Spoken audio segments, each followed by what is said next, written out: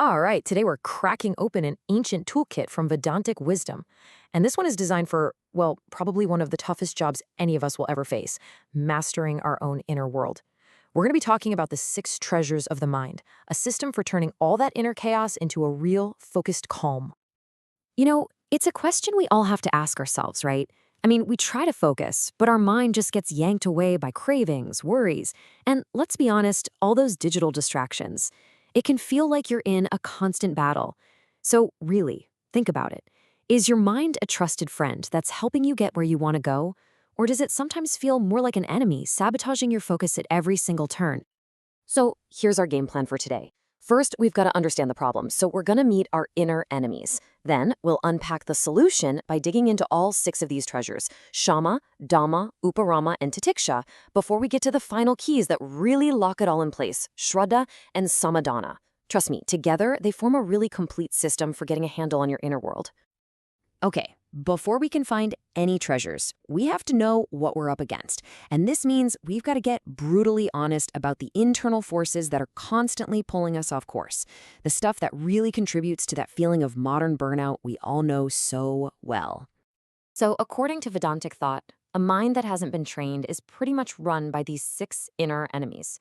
You've got desire, or kama, anger, krodha, greed, lova, delusion, moha, pride, mada, and jealousy, matsarya. Now, these aren't just random feelings. They're all connected, and they create this powerful current that's always pulling our attention away from where we actually want it to be. Now, what's really insightful here is the chain reaction. See, it all kicks off with desire, with kama. Now, what happens if that desire gets blocked or you can't get what you want? Boom, we get angry. That's krodha. Okay, but what if you do get what you want? Is it over? Nope. That's when greed kicks in. Lobha. The mind just wants more and more. So you see, desire itself creates this fork in the road, and both paths lead to trouble, one to anger, the other to greed. So how in the world do we break this cycle?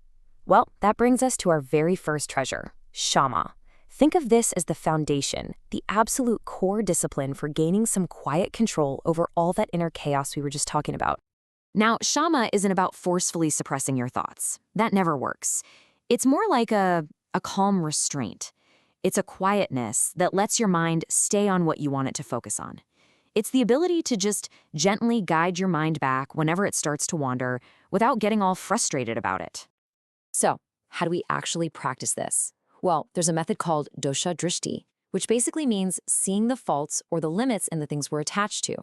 So let's say you're always craving sweets. You'd consciously think about, the risk of cavities. Or if you're chasing after wealth, you take a moment to remember that it's not permanent.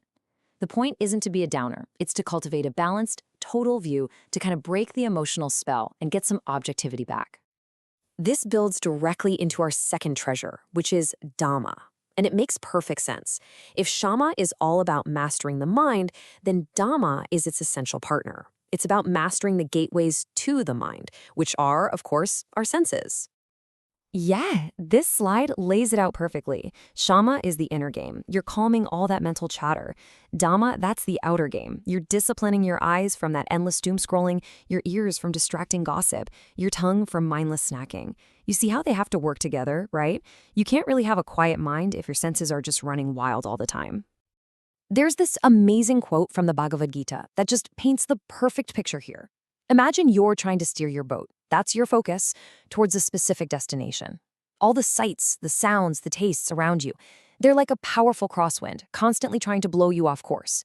Dhamma is learning how to manage that wind. Let's make this super practical. How do you practice Dhamma with just one sense organ, the tongue, through your speech?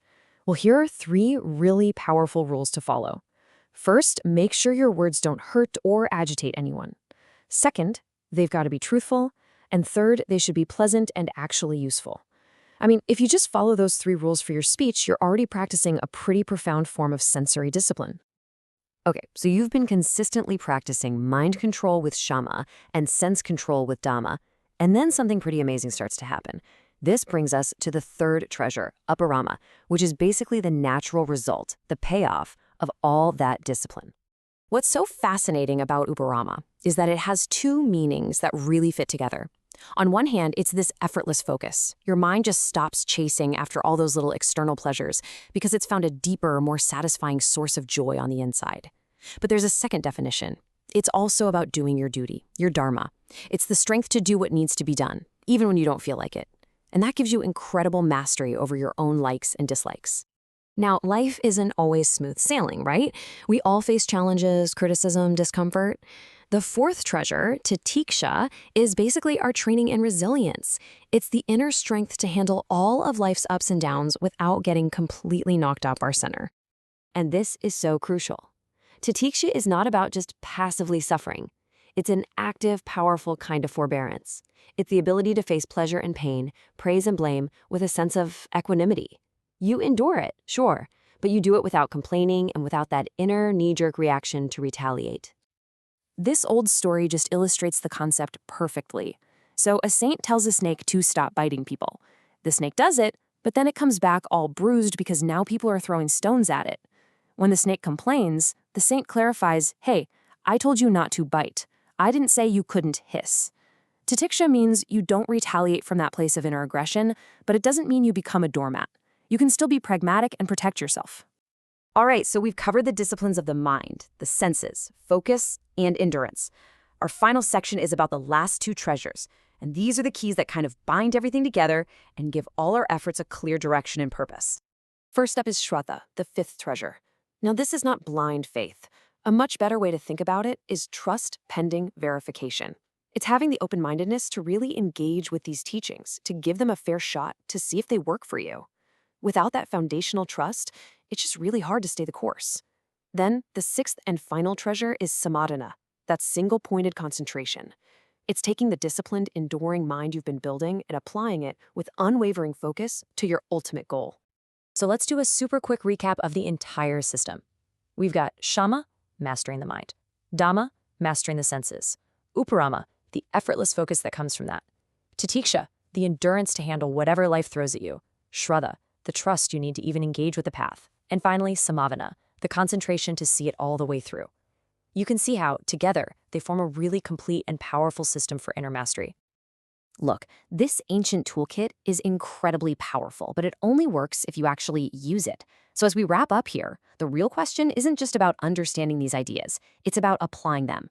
Looking at this list, which one of these treasures really speaks to you the most right now? Where are you going to begin your practice?